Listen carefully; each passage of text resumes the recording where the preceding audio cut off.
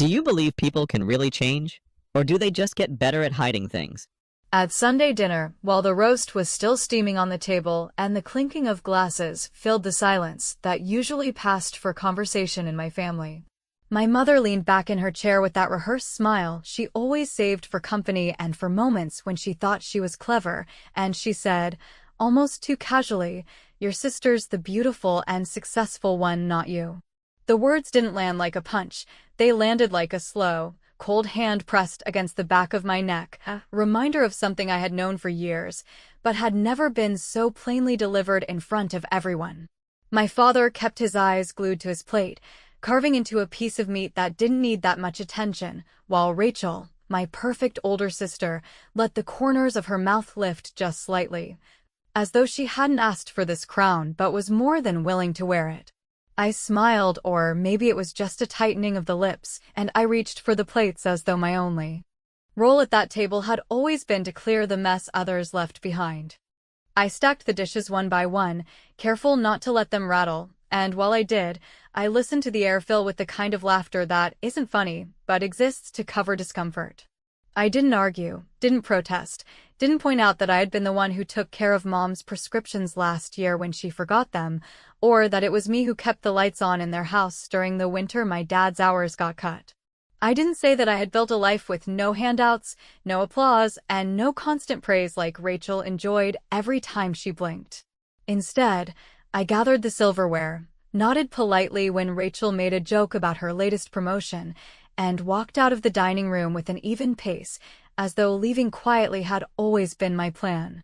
In the kitchen, the clatter of water filling the sink became my shield. I stared at the greasy film on the plates and thought about how many times I had stood in this same spot, watching them toast to Rachel's milestones, her college graduation, her engagement, her job offers, even the way she wore her hair like some actress Mom adored, while my own victories were catalogued somewhere between, "Oh, that's nice," and silence. And yet, tonight felt different, heavier, final. It wasn't the first insult, but it was the first time it sounded less like a slip of the tongue and more like a declaration of truth. When the table was cleared and the leftovers shoved into plastic containers that would end up forgotten in the fridge, I dried my hands, grabbed my coat from the back of the chair, and said I had work to do tomorrow. My father gave a half-hearted nod without lifting his eyes. Rachel kissed Mom's cheek as though she were sealing a deal, and Mom waved me off as if I were a guest overstaying my welcome. No one asked me to stay, no one pressed me to have dessert, no one said, "Drive safe." I walked out into the night, the air sharp against my face, and slid into my car with the kind of calm that doesn't come from peace, but from a storm you've decided to carry silently until you decide to let it loose. On the drive home, I thought about the unfairness of it, but more than that, I thought about how unoriginal it had all become. Families everywhere have their favorites, the golden children who can do no wrong, while the others get stuck in roles they never auditioned for. But that night, as the headlights cut through the dark streets and the city looked almost forgiving in its anonymity, I realized I didn't have to keep playing the role they'd written for me.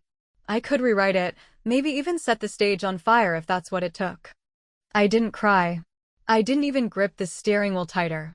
I just let the words roll around in my head like marbles on a floor, noisy and impossible to ignore. Not you. Not me.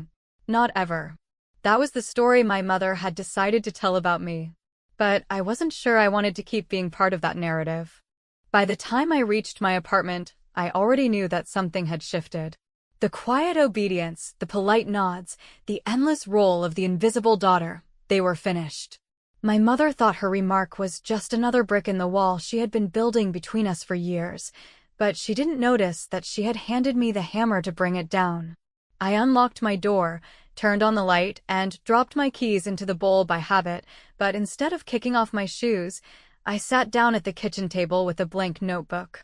I wrote down every slight I could remember, every forgotten birthday, every comment about my weight, every dismissal of my accomplishments, every time Rachel's name was carved into the spotlight while mine wasn't even whispered. I looked at the list, long and ugly, and I laughed, not out of joy but out of disbelief at how much I had let slide. Then I closed the notebook, pushed it aside, and poured myself a glass of water. Calm, steady, deliberate. I didn't need to raise my voice or make a scene.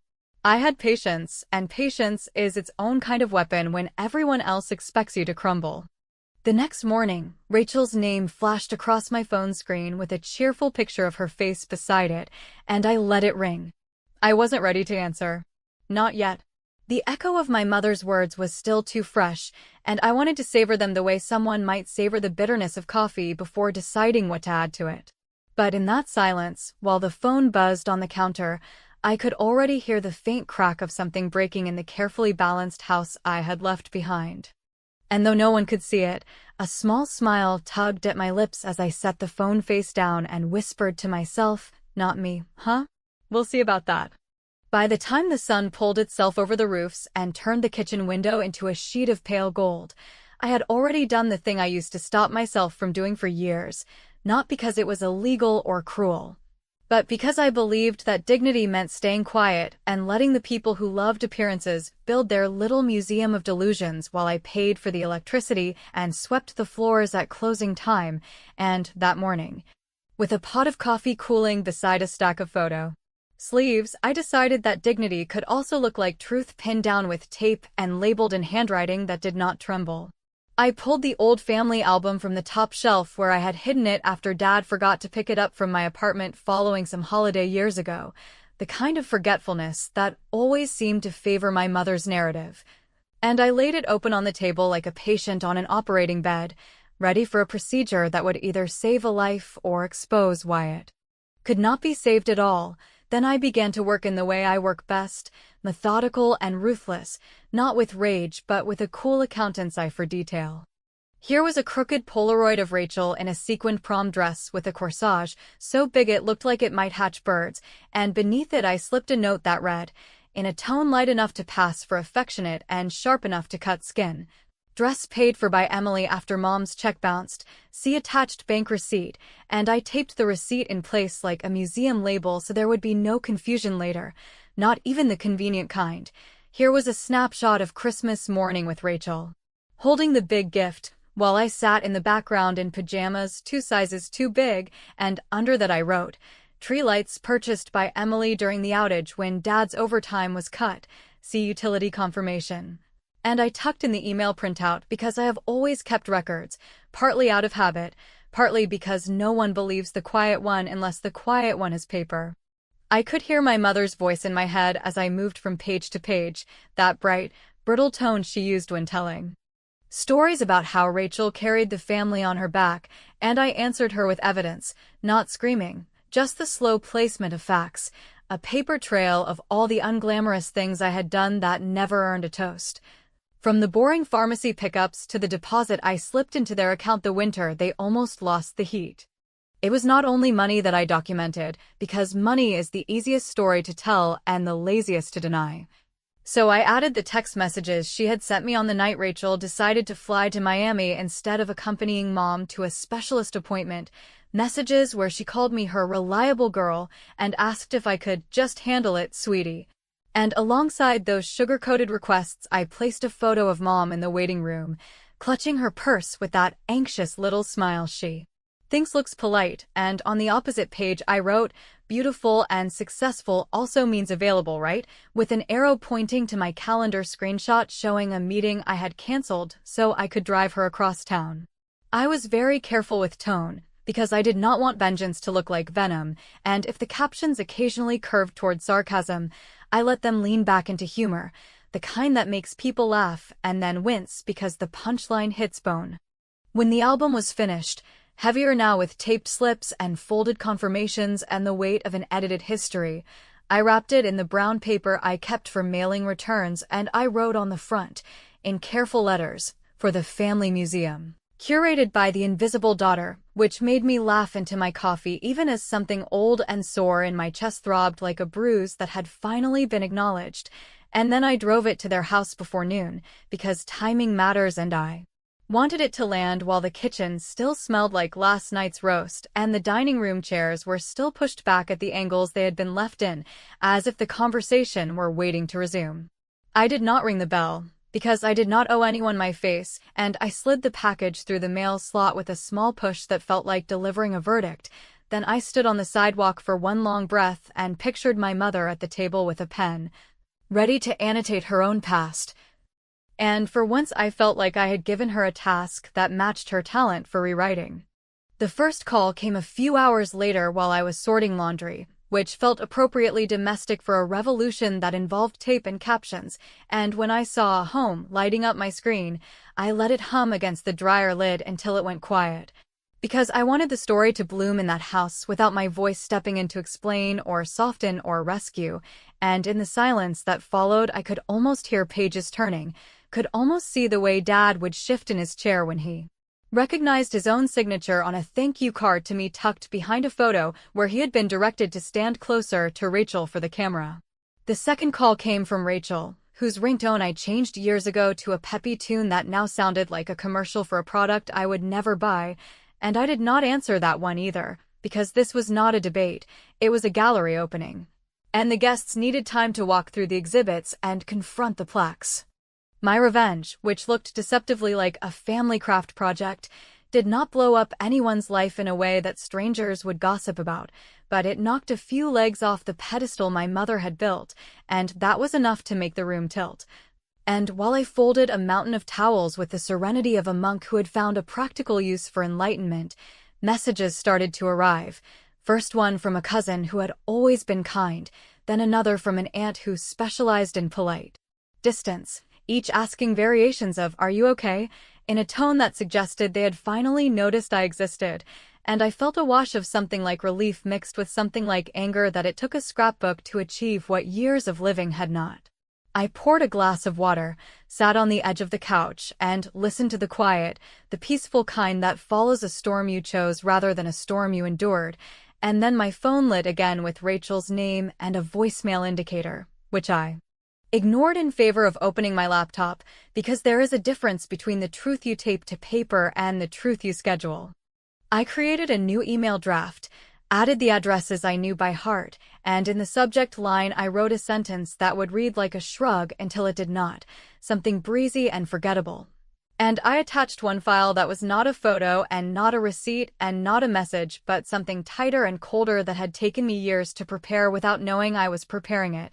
Then I set the send time for late afternoon the next day, took a long breath that tasted like clean cotton and coffee dregs, and closed the laptop with the soft click of a door falling into place. My phone buzzed again on the table, where Rachel's message now sat like a blinking light on a dashboard, and I finally pressed play, listening to the voice I grew up competing with, smooth and high and suddenly frayed, asking what I had sent to Mom and whether I understood that she was crying in the living room and refusing to come to the phone, and I let the message run to the end before I deleted it without saving a copy.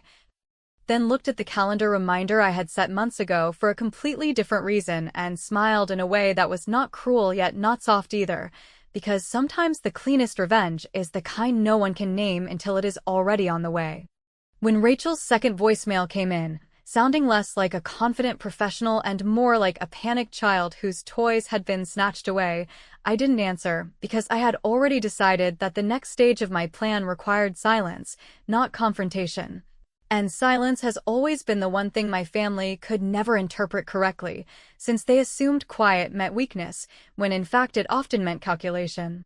I poured myself another coffee, sat down at the table, and scrolled back through the years of messages I had saved without any intention of using them until that night at Sunday dinner made me realize that my patience could become a weapon if I sharpened it correctly. There were emails from my mother asking me to cover just this one bill, while praising Rachel's independence in the same breath. There were long chains of texts where Rachel vented about her boyfriends and asked for loans she never repaid, paired with Mom's breezy assurances that Emily doesn't mind helping, as if my labor and my money had been designed for their convenience. I started sorting these into folders like a librarian cataloging a scandal, because evidence only has power when it's organized, and I wanted to build something airtight, something no toast at Sunday dinner could erase. Each file I labeled with a year and a brief note: hospital copay, Emily; tuition gap, Emily; car down payment, Emily. All the invisible bricks I had used to keep their fragile little empire from collapsing, while Rachel played the golden child in a spotlight I had inadvertently paid for. What struck me most wasn't the volume of it, though there was plenty, but the casual tone in every request, as if none of them thought twice about asking, and none of them expected me to remember or resent it. That realization hardened something inside me, not into hatred, but into a kind of icy clarity that made revenge feel less like a choice and more like a correction. Rachel eventually texted again, this time shorter, sharper. "What exactly are you planning?" "Mom's hysterical." I smiled because it confirmed what I wanted: panic without certainty, fear without clarity. The truth is, I hadn't detonated anything yet, not really, but I knew how to make them think I had, and sometimes that's enough to make people unravel. I drafted a group email, plain in subject line, professional in tone, the kind of email no one could ignore because it was too neat, too final. For reference, a few notes from the past. Into it I planned to attach a curated set of those receipts and texts, just enough to suggest the mountain behind the hill, and I scheduled it to send at a time when I knew they would all be at home together, eating in that same dining room, perhaps attempting to erase what I had already done with the scrapbook. The idea of them sitting in silence as phones buzzed with proof they could no longer bury gave me a calmness I hadn't felt in years.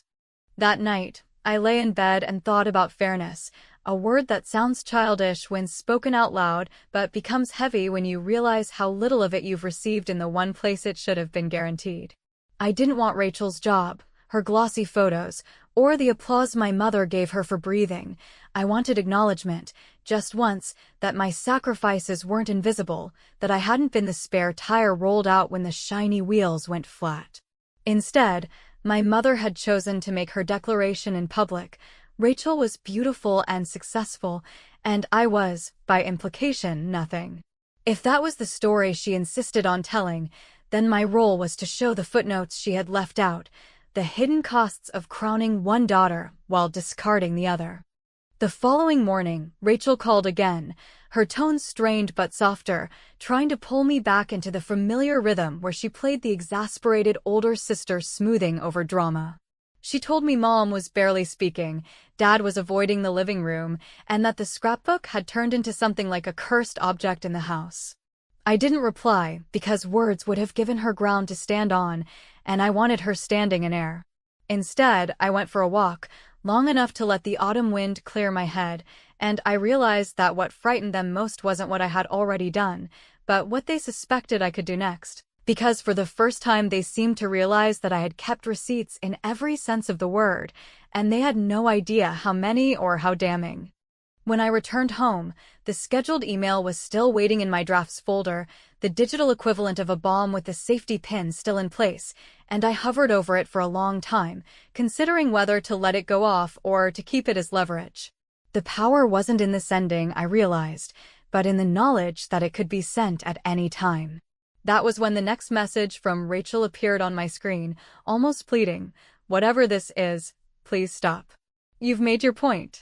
I laughed quietly to myself, not out of cruelty but out of the strange relief of finally being visible, because for once she had addressed me directly, without the cushion of our mother's voice. And in that moment I understood that my revenge had already begun working even before the email left my outbox. I closed the laptop without hitting send, poured myself a glass of wine, and sat by the window as the city moved below me, ordinary and oblivious. While in one particular house a family was starting to wonder what truths might escape if the quiet daughter decided to speak louder than their denial. The day after I chose not to detonate the email that sat in my drafts like a glass bottle with a note inside, I woke to a kind of steadiness that felt less like restraint and more like precision. And I understood that if the album had cracked the varnish on my mother's favorite story, then the next move had to be something quiet and undeniable. Something that would force her to confront the way she had outsourced responsibility to the daughter she dismissed while praising the one who performed. Excellence under lighting I had been paying for, so I made coffee, opened my banking dashboard, and began the simplest, most grown-up form of revenge there is, which does not rely on drama or explosions, only on the decision to stop carrying weight for people who call you unimportant while resting their full body on your back. For years, because it was easier and because I was told I was good at being reliable, I had allowed my credit card to run the autopay for the utilities at their house. The streaming services my mother insisted she barely used, but somehow talked about every week, the pharmacy subscription for refills she swore she could not navigate, and the cloud storage plan that kept every smiling photograph of Rachel in perfect high-resolution safety. I had done all of this first out of love, and then out of habit, and finally out of fear of what would happen if I stopped, and it turns out that fear is a very efficient manager until the day it resigns without notice. I opened each account, one by one, and I removed my card, replacing it with a small note to myself in a document titled Returns, not because I wanted the money back, but because the words satisfied a strange internal need to label what I was doing. Which was not cruelty, not even punishment, but a return of responsibility to the rightful owner, a quiet passing of the bill back across the table to the person who had been bragging about her beautiful, successful daughter while assuming the less beautiful, less successful one would handle the lights and the data and the pills. It felt almost ceremonial, this unknitting of invisible threads, and I kept my pace slow because haste has a way of looking vengeful even when the act itself is merely administrative. And alongside the cancellations, I drafted a single letter on real paper, the kind that leaves a presence on a table, phrased with exactness and a touch of humor that would probably make someone roll their eyes and then read it again, in which I wrote that, effective immediately, I would no longer be maintaining household services or subscriptions for any member of the family, not out of anger but out of a new commitment to boundaries, and I added one tidy paragraph listing the accounts that now required attention, each accompanied by a suggestion that the beautiful and successful daughter might enjoy proving those titles in the realm of customer service holds and online forums, and I signed it with my full name, because there is a particular satisfaction in attaching your signature to a refusal that took you years to learn how to write. I did not mail the letter, because I did not trust the timing of the mail to match the timing of the lesson, so I drove it over, slid it through the mail slot as I had done with the album, and stood again on the sidewalk for a breath that tasted like steel and rain. Then I walked away without looking back, not because I was staging a cinematic moment, but because I had discovered that looking back invites doubt and apologies I did not owe. By late afternoon, the calls started. First a burst from Dad's phone, which I ignored because I knew he would only ask for peace without understanding what the word costs. Then two more from the house line. Then a text from an aunt who has never texted me about anything but recipes, asking if everything was all right because apparently her login to the shared photo album was prompting her to update payment information, which I found grimly funny, given that I had spent years updating my view of my family and being told that nothing was wrong, and finally a message from Rachel that tried, bravely and clumsily, to mix concern with command. Okay, whatever point you're trying to make, can we please stop with the theatrics and discuss like adults? Which, coming from a woman who loved champagne toasts to her own promotions, made me laugh into my sleeve as I poured a glass of water and watched the little whirlpool form in the center. I did not write back, and I did not hit send on the email, not yet, because power is not always in the disclosure. Sometimes it sits beautifully in the possibility. So instead I opened the cloud storage I had curated for years like a gallery intern who works without a paycheck and prepared the smallest showcase of truth I could make, a shared folder titled Receipts for Mom, set with view-only permissions, containing a neat row of images that looked like ordinary family photos until you clicked and saw the captions layered at the bottom, not angry, simply accurate, and I copied the link and texted it to my mother alone with a single line that read, "You liked the museum. Here are the wall labels." There was a long, chastened silence that felt like the heavy air before a summer storm, and then the first email bounce from a streaming service arrived in my inbox like a polite confirmation that the transfer of weight had been processed, followed by a second from the utilities portal indicating that the autopay had been disabled and required new information, and sometime between those notices my phone began vibrating with a series of calls so constant it sounded like a trapped bee. But I let it go on while I made dinner and cued soft music, because I have come to believe that calm is a message too, especially in a family that calls any woman with boundaries difficult. And when the noise finally paused and the screen filled with a single new text, its preview line just long enough to hook and not enough to explain. I thumbed it open and read the words that would set the final act in motion, whipcord taut and oddly pleading. Call me.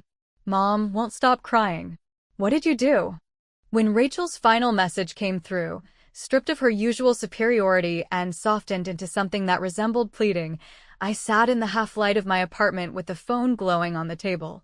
And for the first time in my life, I realized that the balance had shifted entirely, that I no longer occupied the role of the forgotten daughter standing at the edge of family portraits, but had somehow become the gravitational force around which all of their anxiety orbited. The words she wrote were simple: call me. Mom won't stop crying. What did you do? But behind them I could hear the echo of everything left unsaid, the years of dismissals and favoritism, the polished speeches at dinners where my name was barely mentioned, and the certainty that no matter what I achieved, I would always be measured against Rachel's reflection. Now the silence I cultivated had grown teeth, and it bit them in places they hadn't known were vulnerable. I let the phone vibrate for a while, as if allowing it to rattle across the table would give me time to choose whether this story needed closure or whether leaving it unfinished would be the sharper blade. I thought about my mother, sitting in that house with curtains drawn against neighbors she pretended to impress, clutching tissues not because of any one receipt or canceled subscription, but because the scaffolding of her myth was collapsing around her. For decades, she had spun a version of life where Rachel was beauty and success incarnate, the golden child whose triumphs she paraded as her own, while I was the practical afterthought, the one who kept the machine running but wasn't photogenic enough for the brochure. My scrapbook and my quiet cancellations had not destroyed her. They had merely stripped the paint off the walls, leaving her to look at the bare which she had refused to acknowledge. And perhaps that was why she cried, not because of cruelty, but because the mirror she had hung so carefully now reflected something she could not stand to see. I poured myself a drink, not wine this time, but water so cold it numbed my teeth, and as I swallowed I remembered every occasion when I had been told to stay quiet, to be grateful, to understand that Rachel needed the spotlight more than I did. I remembered the birthdays forgotten, the graduations overshadowed, the steady grind of being invisible yet indispensable. And I understood then that revenge, if it can be called that, is not always about burning bridges or screaming across tables, but sometimes about letting people finally pay the bill for all the comfort they took on credit. My revenge had not been dramatic, though it sounded theatrical in Rachel's desperate texts. It had been meticulous, boring even, a collection of canceled payments, exposed receipts, and silences that weighed more than shouts. The temptation to call back was strong, to hear the tremor in my sister's voice, to measure the break in my mother's tone, to finally watch them stumble on words instead of me. But I resisted, because answering would have shifted power back into their hands, allowing them to bargain, to twist, to recast the story once more with me as the difficult child who had overreacted. Instead, I let them stew in uncertainty, because ambiguity was my final gift to them. They would never know if I had more records ready to release, never know if the email draft in my outbox would arrive tomorrow or never know whether I was finished or just pausing for dramatic effect. That uncertainty, I realized, was heavier than any confession, because it meant they could not control the narrative, and for people who built their identities on appearances, that was punishment enough. I leaned back in my chair, watching the city move beyond my window, its thousands of lights blinking indifferently at the small war playing out in one particular house. The truth is, I had not burned anything down, nor had I lied or invented a single accusation. I had only rearranged the evidence into a story that could no longer be denied.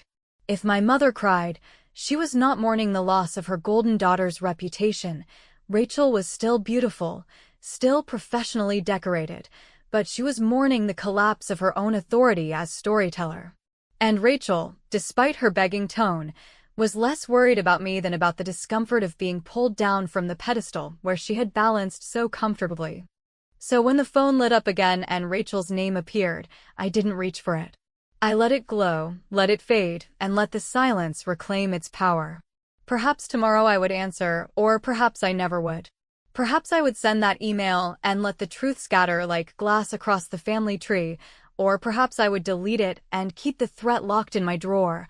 more effective as a possibility than as an act. The choice was mine now, and that alone was enough. I whispered aloud, not to anyone in particular, but to the quiet walls of my apartment that had borne witness to all of this. I didn't scream at that table. I didn't beg for recognition. I just told the truth in a language you couldn't ignore.